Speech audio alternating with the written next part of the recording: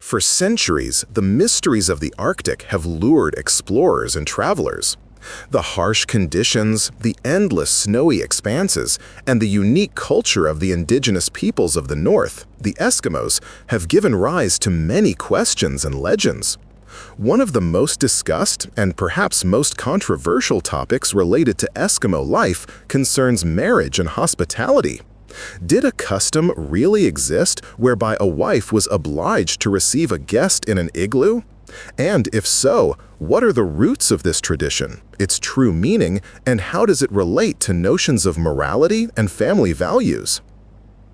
To understand this complex issue, it's necessary to look at it through the lens of anthropology, ethnography, and history.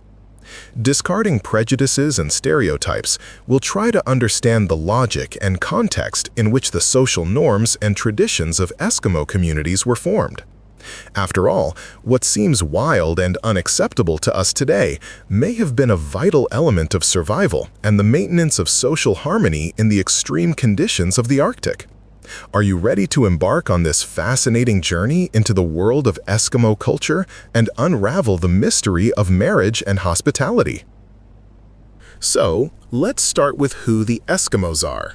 This is the common name for a group of indigenous peoples inhabiting the Arctic and subarctic regions of Greenland, Canada, Alaska, and eastern Russia.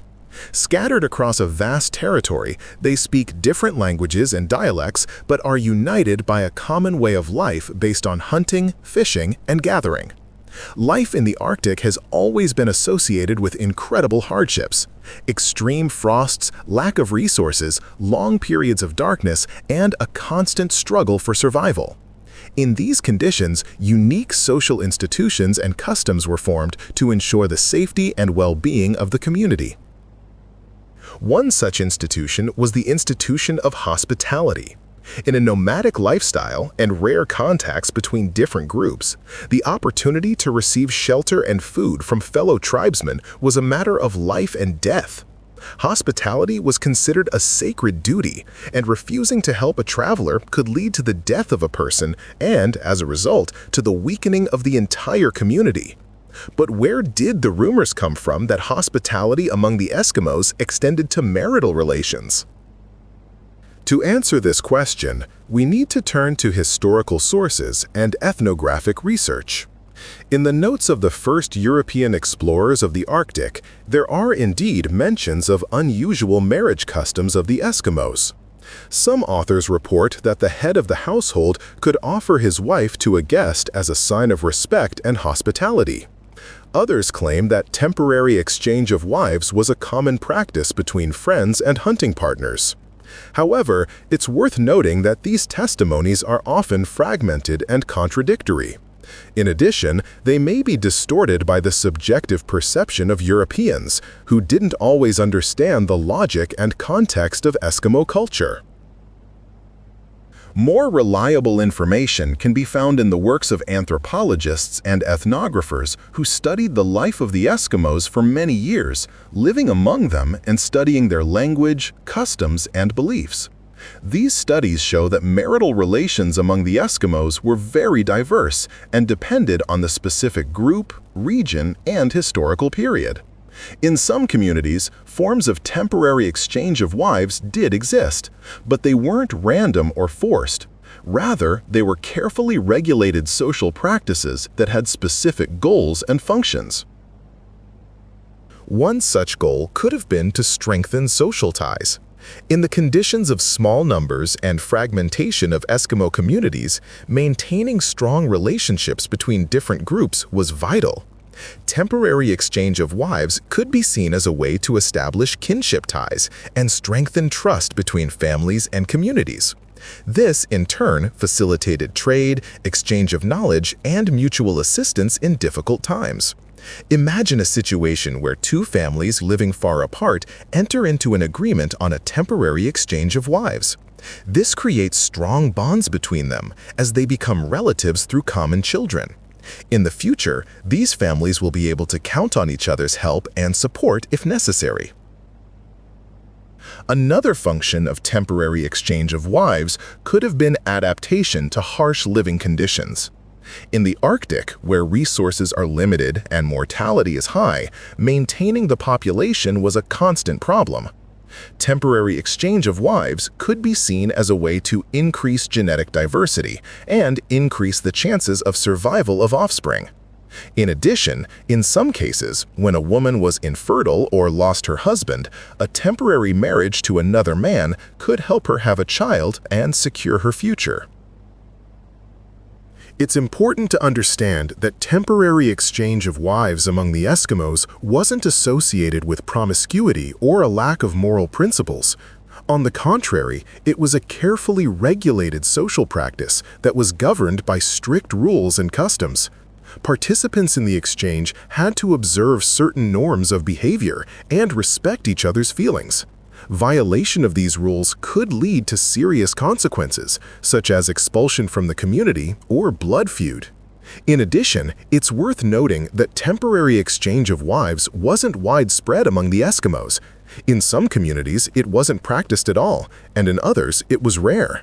Therefore, one shouldn't make generalizations and claim that all Eskimos adhered to this custom. So, getting back to the question of whether an Eskimo wife was really obligated to take a guest into her igloo, you could say that claim is a simplification and a distortion of a complex reality. In some Eskimo communities, forms of temporary wife sharing did exist, but they weren't random or forced. More like they were carefully regulated social practices with specific goals and functions, like strengthening social bonds and adapting to harsh living conditions. But it's worth remembering that Eskimo culture is super diverse, and not all communities followed this custom. Plus, you gotta consider that the evidence of temporary wife sharing is often fragmented and contradictory, and could be skewed by the subjective perceptions of Europeans. To really understand the meaning and significance of this custom, you have to look at it through the lens of Eskimo culture, keeping in mind its unique conditions and values. Only then can we avoid prejudice and stereotypes and see this custom not as a sign of savagery and immorality, but as a complex social adaptation that helped Eskimos survive and thrive in the harsh conditions of the Arctic.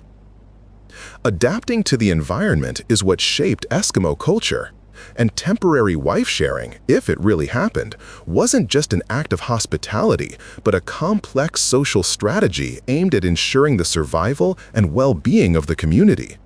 What other secrets does Eskimo culture hold?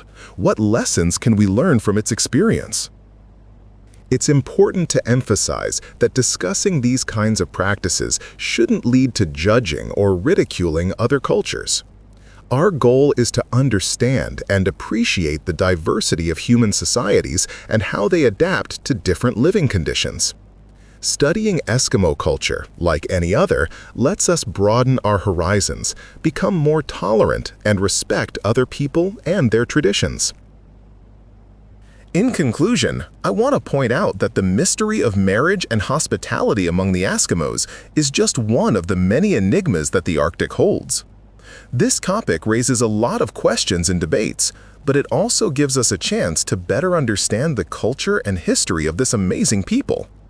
By setting aside prejudice and stereotypes, we can see Eskimo customs not as a sign of savagery and immorality, but as a complex social adaptation that helped Eskimos survive and thrive in the harsh conditions of the Arctic. Studying Eskimo culture is a fascinating journey into a world where traditions and customs are closely intertwined with the struggle for survival and the pursuit of harmony with nature. Remember, every people has the right to their culture and their customs. Our job isn't to judge, but to understand and respect this diversity. After all, the richness of humanity lies in the diversity of cultures. So, let's keep studying and exploring the world, opening up new horizons for ourselves and broadening our perspectives. Because the more we know about other cultures, the better we understand ourselves and our place in this world.